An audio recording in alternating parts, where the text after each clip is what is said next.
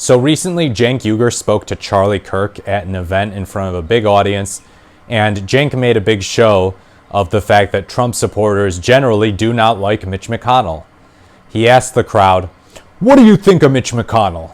And they all booed, they were angry, they were mad because, Mitch McConnell, establishment, right? So Cenk Uygur used that as a point, specifically saying, hey, leftists, look, Trump supporters don't like the establishment either. They're booing Mitch McConnell. They boo Nancy Pelosi. They boo Dick Cheney. They don't like the establishment. Leftists don't like the establishment. Dream team, right? Leftists and Trump supporters, they're a dream team, man. Anti-establishment populist forces unite. And I have some thoughts about that. It is interesting to me that Cenk neglected to ask Charlie Kirk or anyone in the crowd to explain why they don't like Mitch McConnell. Now, there are a lot of reasons that might come up. I think the most important one would be that he's anti-Trump. Let's face it, that's the thing that's in the back of all their minds when they boo Mitch McConnell. The guy is critical of Trump. The guy did not like what happened on January 6th, 2021. They think that he's a lib for the way he reacted to it. They don't like the fact that recently he was bad-mouthing Trump, saying there's not going to be any making America great again. They just don't like the optics of the guy either. Let's face it. He's an 82-year-old man. He's slow. He's been in Washington, D.C. forever. They think the fact that, Trump might be old, but he's an outsider. He's new to D.C. He hasn't been in elected office prior to 2017. So he's a cool guy who challenges the establishment. And, Mitch, he's an insider. Okay, fair enough. Mitch has been in politics way longer than Trump has. But really, how much do these two really disagree? Let's talk about the judiciary for a second, because this is a huge part of policymaking. Judges are an important part of policymaking. So, what did Mitch McConnell do in 2016 after Antonin Scalia died and Barack Obama was able to nominate a replacement? Oh wait, he wasn't, because Mitch McConnell stalled that. He said, we can't have anyone appointing a new Supreme Court justice during an election year. So, Obama doesn't get to name a Scalia replacement. January 2017 rolls around and Donald Trump goes, oh yeah, we're getting Neil Gorsuch in there. And Obama did not get a third Supreme Court nominee. Obama just got 2, and then Trump gets 3.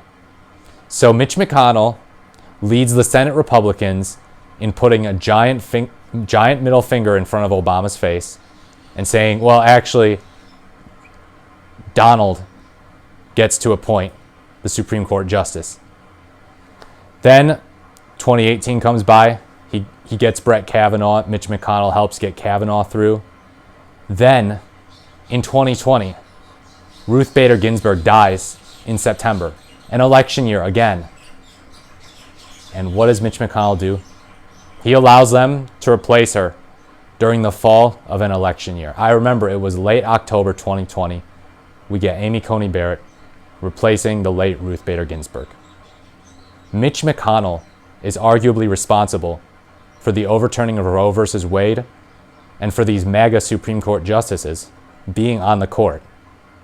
But these Trump supporters don't care about any of that. They don't.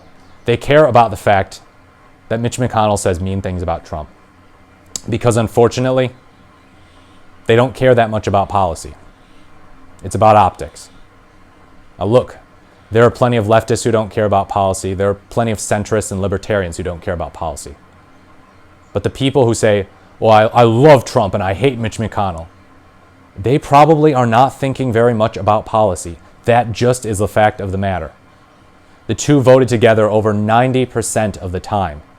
90% of the time. That's just not enough. Because Mitch McConnell isn't a Trumper. He's a generic establishment Republican.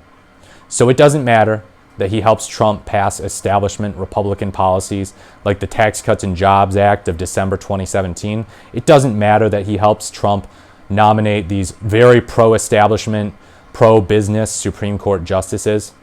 It just matters that he's mean to Trump. And not in the sense of personally harassing him, in the sense of maybe saying a few bad things implicitly about him every now and then. This is their beef with Mitch McConnell. So Cenk Uygur, I really think you should have dug a little deeper there. And I won't attribute any ill motive to this, but it's telling. It's telling that you didn't ask anyone why. Why? Because at the end of the day, one side of the political aisle has shown a tendency to completely eschew policy. To just say, no, shoo. I don't want to talk about policy. I want to talk about the vibe of taking on the establishment. And at the end of the day, it's just that. A vibe. A vibe. So yeah, those are just my thoughts. The fact that MAGA does not like Mitch McConnell does not mean that they are anti-establishment, does not mean that they can thoroughly align themselves with the populist left. That's just the way it is. The only win that we have is optics, basically, that, the Trump supporters are optically against Mitch McConnell. But on policy, the Mitch McConnell policies, the George W. Bush policies, they're going to get passed in the next Trump term. They just are. It's going to be another 4 years of that. It's not going to be anti-establishment. We're not going to have pro-worker policies implemented. Sorry. So, yeah, we should still try to reason with people. We should. We should be kind. We should not name call. But we also should not bend over backwards to pretend that pro-establishment policies happen to be anti-establishment because the guy who is vouching for them has some sort of a populist flair every once in a while because he says bad things about establishment leaders in the GOP or the Democratic Party. No. Politics is about more than optics. Politics is about more than a veneer, a facade. Politics is about what you get done. And that includes Supreme Court justices. But yeah, let me know what you think in the comments. As always, thank you so much for watching. I look forward to speaking to you in the next video. Please leave a like, comment, or subscribe to the channel. It's almost 2025, gang. Let's get ready for this new year. Let's start it off strong. I am looking forward to speaking to you in the next video and having a good old time. Peace.